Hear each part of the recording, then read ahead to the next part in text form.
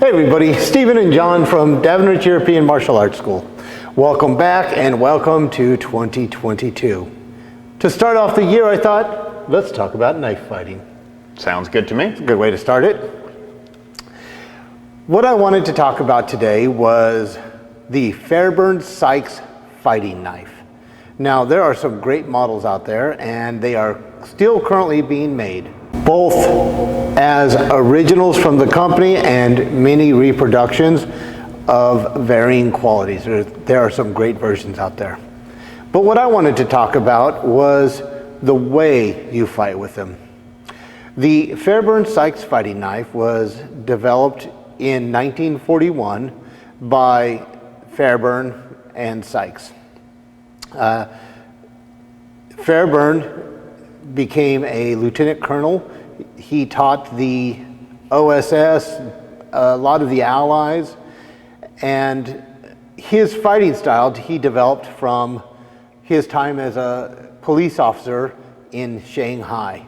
Got into hundreds of street brawls in the early 1900s and did that for 20 years. His style he called Defend You, which great name for a martial arts style. Very good name. But he described it as gutter fighting. There are no rules in this except don't die. This is an original Fairburne Sykes fighting knife. I think this is a Mark II. There are others that have more experience, but I believe this is a Mark II Fairburne Sykes fighting knife.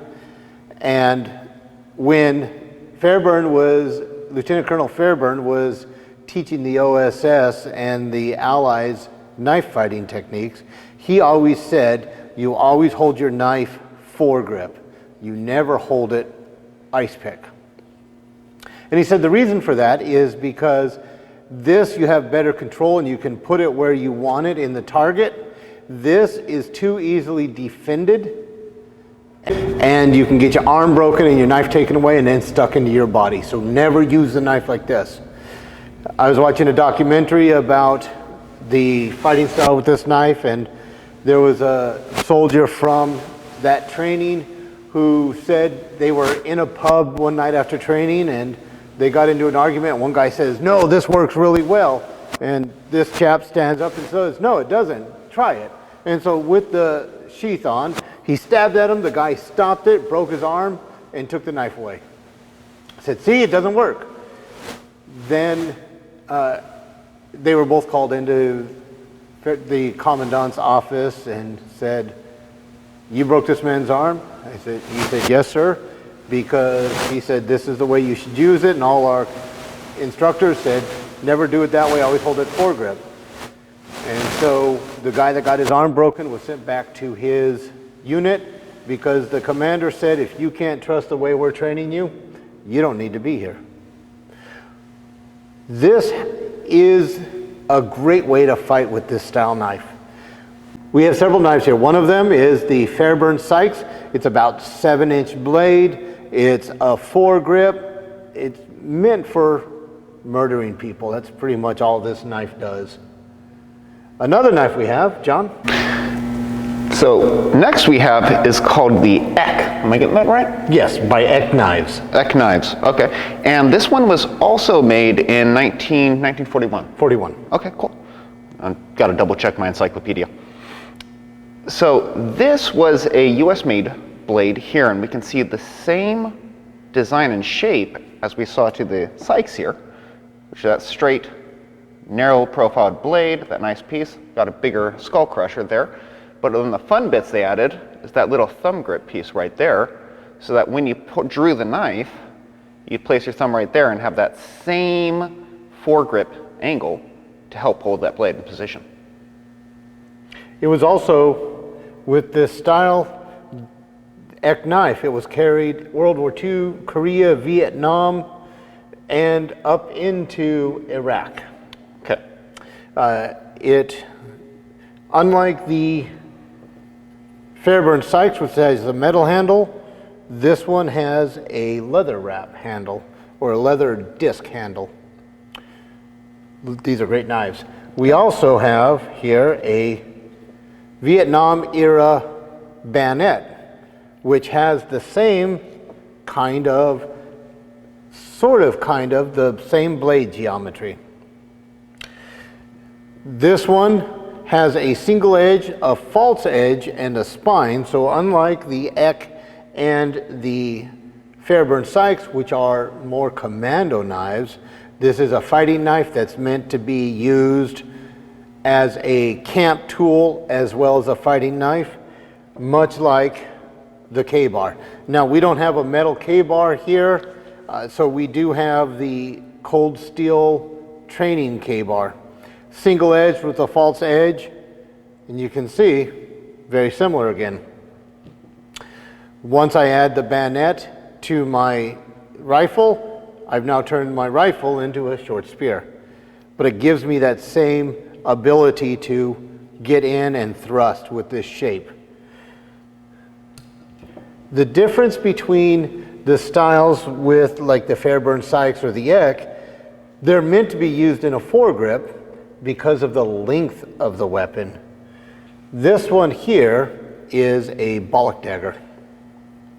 And it was called a Bollock dagger because it looks so phallic. In the Victorian period, they started calling it a kidney dagger because can't have the word bollocks in public. This style of knife would be worn on the right side, your sword on the left side, or directly in the front. This was a very popular place to wear this knife. When we look at the historic manuscripts, they almost always have it in an ice pick grip, not a forehand grip. They do show fighting with the knife in the forehand grip, both with straight thrust as well as reverse thrusts, but a lot of it occurs in the ice pick grip. And the reason for this is the way you wear your knife.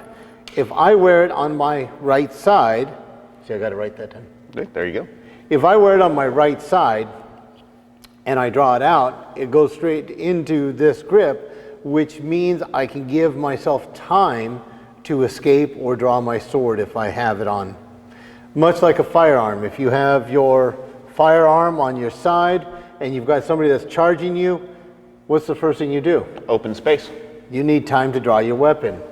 The sword is no different, more so because it's long. So this gives me the time to protect myself.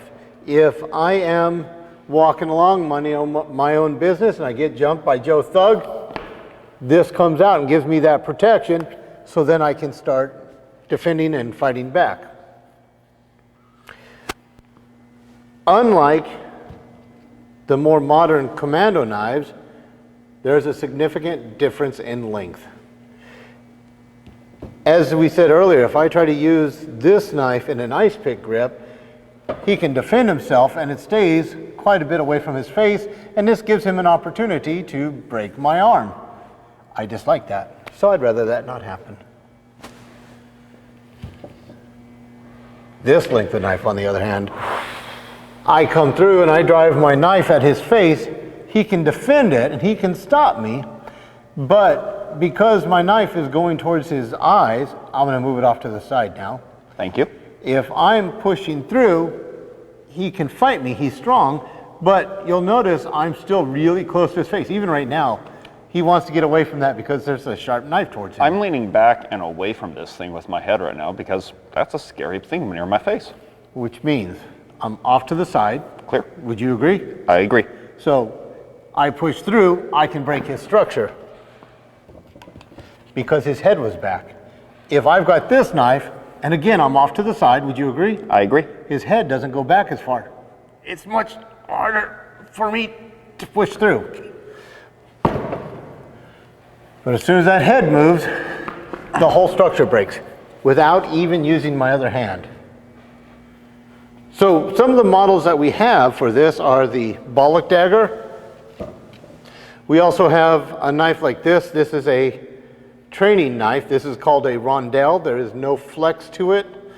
And it is called a rondel because this part here is round. No flex to that one either. We had a training one? Should have had you look that way when I said that.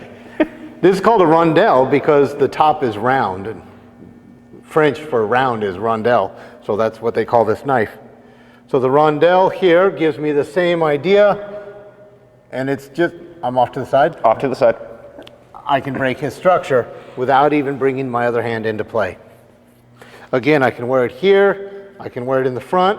We do see in some artwork it tucked in this way to their bag. So that means that when I need it, it just comes straight out. Again, I'm not doing a foregrip draw, and I'm not necessarily doing a cross draw, but I can. From any of these places, I can do a cross draw, but it just comes up so quickly in my right hand that this is what we see in most of the manuscripts. Another version of this longer fighting knife is this one, and this is a figure-8 guard. The knife is one-handed, it's got a very short grip, fits really nicely like this, and just sits right in my hand. And again, when I'm driving down at the face, it's a very long, I'm off to the side, would you agree? Agreed. I can break the structure as long as his head's not forward. If his head is forward, he's much stronger, and I can't do anything. But because of the length of this weapon, we don't want to have the head forward. Yep. So what we wanted to do today was just bring you some different types of knives and talk about why modern knife fighting is different than what we see in historic knife fighting. For instance, do you have your pocket knife? I don't. You can borrow mine. Oh, thank you. You're welcome. I'll take this one. In all of these are nice and short, much like what we see here. So these are used more for snapping and fighting and cutting more than for piercing, because these are too short and they easily can break my arm. Right? Would you agree? Very much so. So when we look at the knives and we're talking about fighting techniques, we have to look at the style of knife. Not every technique works ideally for every knife.